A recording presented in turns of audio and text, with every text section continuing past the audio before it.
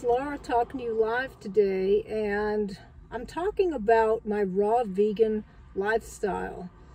My subject today basically is about living on a raw vegan lifestyle, but what I've learned on a raw vegan lifestyle and what I've figured out about addiction to foods and how people are so addicted to foods. I mean, I was just in the grocery store and I'm looking at people on the grocery lines and buying all these chips and all this stuff.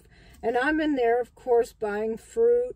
And when I come home from work, which I only work 3 days a week, and I'm working all the time, but I only work out of the house 3 days a week. And those 3 days, I try to make the most of my time.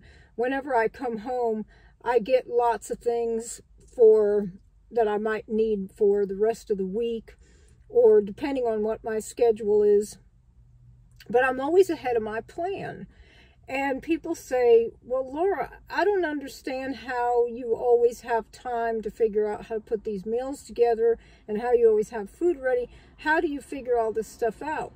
Well, it's a strategy that I've learned on survival on this lifestyle. It's a strategy that I've figured out that if I do not have a game plan and I'm not ahead of my plan, I'm going to get hungry and I might reach for something that I'm not wanting to put in my mouth, not wanting to put in my body. So what is it that I have to do to make myself be able to stay sustained on this lifestyle, to keep healing, and to keep focused on what I need to be doing? And people think that I have all this willpower, and it's really not about willpower. I mean, I really never see where I have so much willpower. I just have the desire to heal. I just want to feel good and I want to heal. And I have felt so good that I don't want to lose that. So I make sure that I do the things I have to do. And people say, well, what do you mean by planning ahead? Well, if I know that I'm heading home tonight and I might not get out tomorrow morning, what am I going to do in the morning? Am I going to be hungry by 11 o'clock, 12 o'clock? Do I want to run to the store? No, if I'm on my way home, I think for tomorrow. I'm always thinking for tomorrow because tomorrow is so much better when I think for tomorrow today. Even though people say live for today, when you're on a raw vegan diet, you have to live for tomorrow too, because you have to plan ahead. And tomorrow is always better when I plan today and when I plan ahead. And I'm the only person that I know in my circle of people that when I come home at night, I put together food, and when everybody else comes home from work, they don't eat all day like I do. I eat at work. I'm eating watermelon in between customers. I cut hair, so I have to eat whenever I can eat, and I'm full. By the time I go home, I don't need to eat, because the only reason I do all that at work is not only to have energy to work, and not to feel tired, or not to feel like when I get home from work I'm going to be so hungry that I'm not going to be able to think about what to put together. I don't like getting myself in those predicaments. I like to be ahead of the game. I like to come home feeling like I've already done my job for the day, and I've already done my job as far as eating, as far as what my body needs. And then I could fast this evening. I could come home and I don't have anything to worry about fixing food. I don't feel hungry. I don't feel like I'm trying to think about what I'm going to eat, because I planned that the day before and I had everything all ready to take to work. And I'm up early in the morning so that I can get my exercise in, so that that does not get messed up. You know, as the day goes on, things just happen. And it's going to ruin your game plan of attack if you don't plan it properly. And that goes for eating, that goes for exercising, that goes for every single thing I do. I do in a planned manner. And it works out most of the time. And then if there are things that kind of get in the way, it doesn't really screw everything up, and I don't lose a lot of time that way. Now, if I have to work, say I have to work 2 days in a row, even though I just work out of the house 3 days a week, I know when I come home, I'm not going to be eating when I come home. I'm going to do my eating when I'm at work, because when I leave work, sometimes I don't get out until 6:30 at night. Usually I'm supposed to get out at 6, but sometimes, you know, things happen. And then if I have to stop at the store, traffic happens, something happens. By the time you get home, it's 7:30, 8 o'clock, and you're supposed to eat, and then you're supposed to lay down, and then you're supposed to get up and get ready for work. That's not how Laura does things. Laura does things totally different from that. And that's why Laura has succeeded on this raw vegan diet. This is why I feel as good as I do. And I know that other raw vegans do a lot of things like this too. But I know there's people out there struggling, and I know that there's people out there that think that either we're lying or we have willpower and that's why we're doing it. But really, that's not true. The truth is it's being ahead of the game and having that desire to want to feel good and having that desire to heal the body, to not want to put these things in our body that are going to make us sick. So when I come home, I plan when I get home, if I walk in the door, whether it's 7 o'clock or 7:30, I've already been fasting for an hour and a half, sometimes 2 hours without food. And now I can start drinking some water, planning my night's sleep so that when I get up the next day, I'm ready to attack. But I'm also getting my food ready and putting that in the refrigerator. If I have to chop up a salad and make a quick dressing or something and throw that in the refrigerator with some watermelon, if it takes me an hour to do it while I'm drinking water and fasting, that's what it's going to take. Because the next morning when I get up, you know, time moves really fast. It's just all of a sudden those little handles are going around that clock real quick and you lose your time. So I always try to stay ahead of time and fool those little things that turn around. You know, I still keep clocks in my house, little round clocks. And it seems like every time I look at it, it's way later than it should be. Well, because I'm ahead of the game, I don't have to worry about that. I can't say, oh, well, I didn't get a chance to work out today. Well, I didn't get a chance to make my lunch or my supper or anything to eat for work, so therefore I'm going to go to work and I'm going to not have anything to eat. I'm going to get hungry and I'm going to have to run to the store, and that's going to take me time, and then I'm going to have to come home and I'm going to have to eat late. And now I'm going to be looking at the clock and it's 7, 8 o'clock and I'm going to sit here and eat and then I'm going to go to bed. And so the following day I'm going to not feel good because I'm going to be behind my plan. So what I say to people that are trying to be on whether it's raw vegan or whether they're eating high raw and they're trying to plan on staying on this lifestyle to the best that they can, is to always be ahead of the plan. And this is how I've had success. So I learned that. But one of the biggest things that I learned that I was thinking about today, which was really the reason that I made this video, was because I was thinking about how so many people say to me, well, I had a salad yesterday and that was good, but now I'm going to eat pizza or whatever. The thing is that you're never going to heal if you keep eating those things. And it's not really truly what we are eating that is healing us. It's what we're not eating that is healing us. It's the things that you need to stop doing. Starbucks coffees all the time and whipped cream or just coffee in general.